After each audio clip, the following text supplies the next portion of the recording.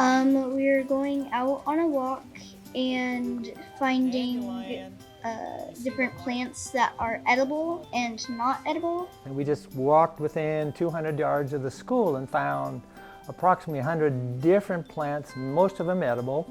We found about 10 of them that were not edible. So it's just giving kids an idea that I can eat this. If there's ever like an earthquake or terrible thing, or like you can't go without, well, you go without food, you can always find like the plant and be like, hey, I can eat this. I won't have to starve.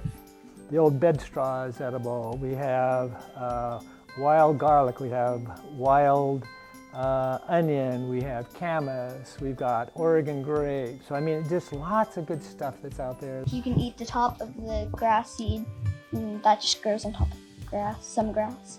And this bed straw, sticky close. Maple from the maple tree, dandelion, that you can eat all of it and taste okay. Famous maple tree. You look at the bloom right now and you pop it in your mouth and it's kind of edible. I kind of like the maple because it kind of didn't taste like anything. Then it had a little aftertaste. That's just weird.